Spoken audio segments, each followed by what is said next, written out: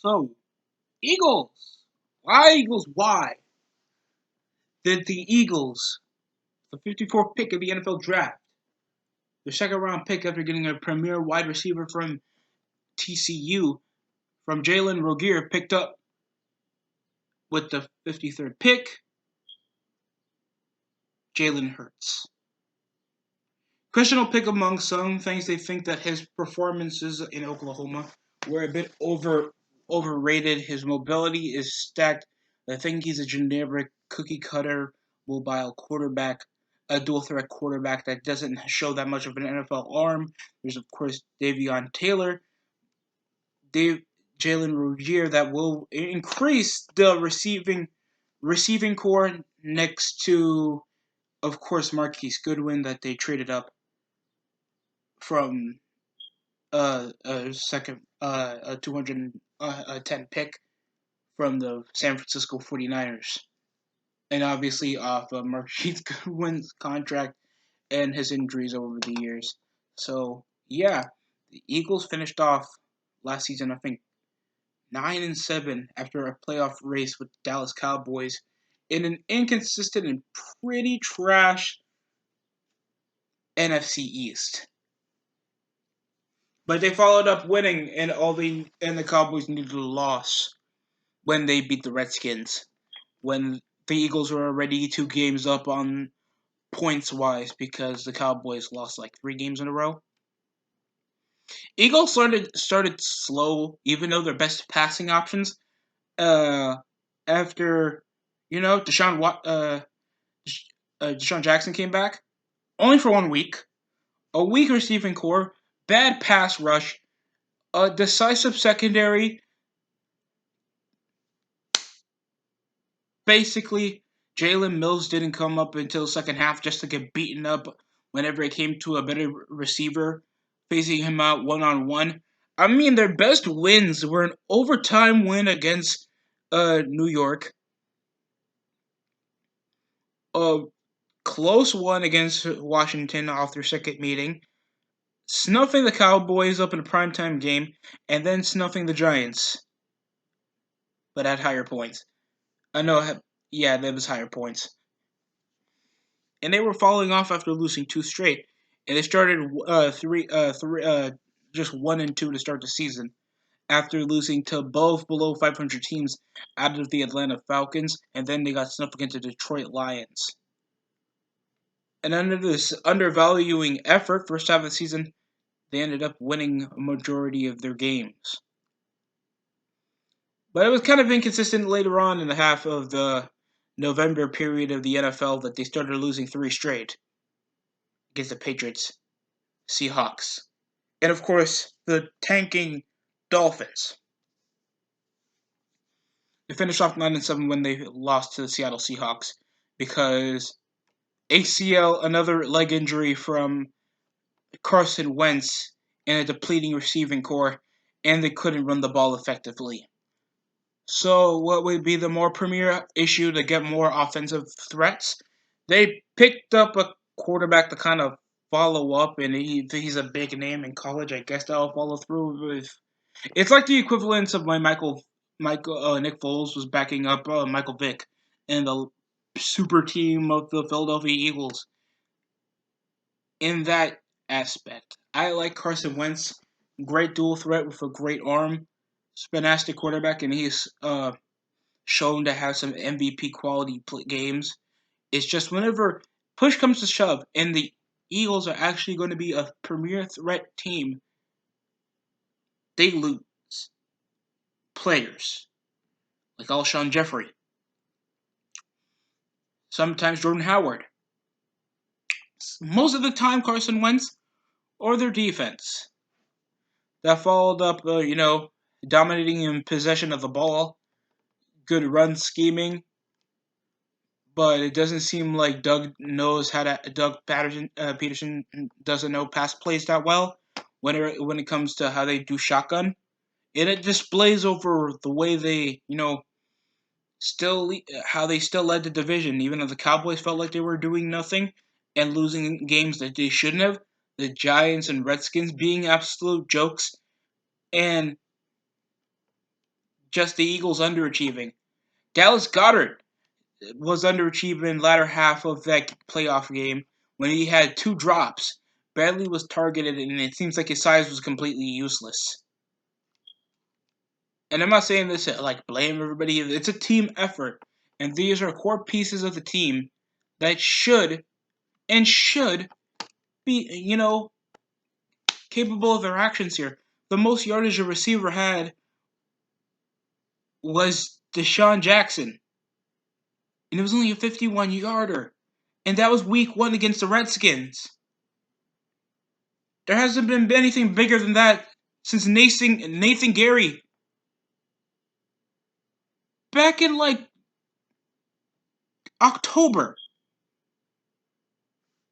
and it was a pick 6. It was 51 yards from the opposite side of the ball. Then we saw Miles Sanders pick up a 32-yarder, and that's what I was getting from the rushing. And they're the best, and that's literally the best offense they got.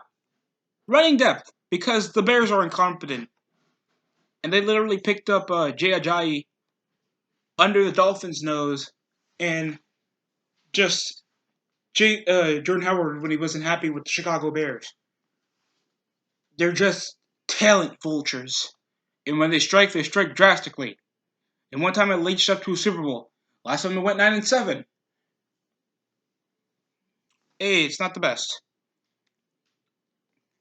At least the Eagles got a Lombardi trophy.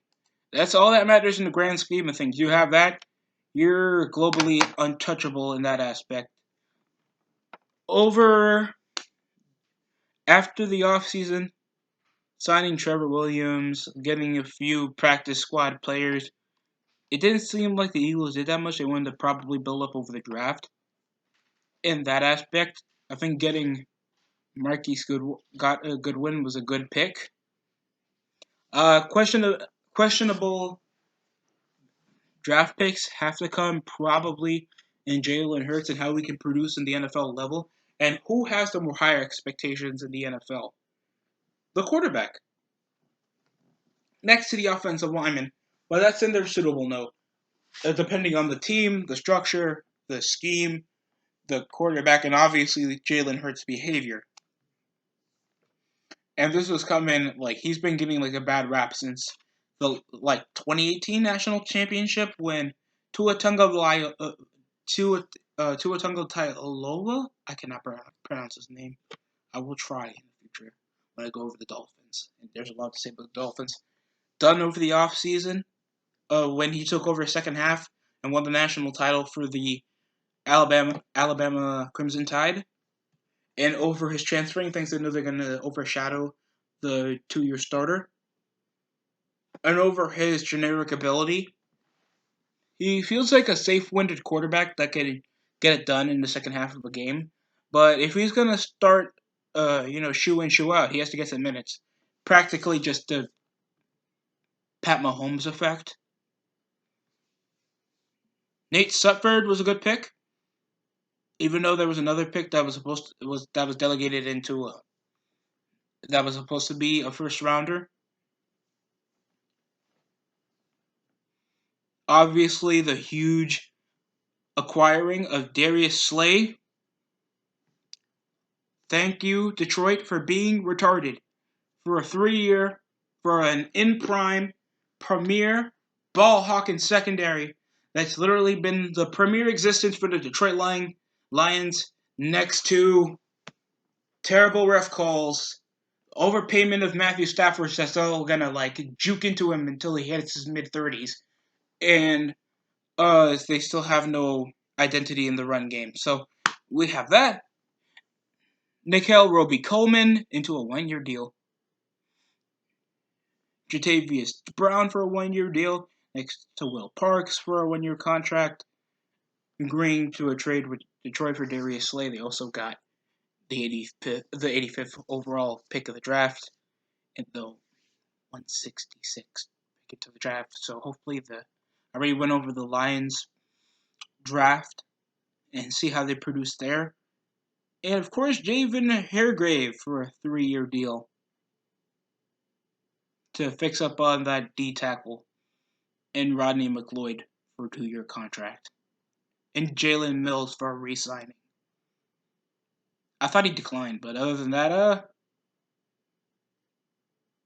Nate Sudfeld for a 1-year deal. Well, it's better than, Nate Solder, but Nate Sudfeld was, of course, the third string quarterback for a re-signing. That showed some stride with his mobility. Other than that, I guess it's an okay 1-year deal. And of course, Hassan Ridgeway.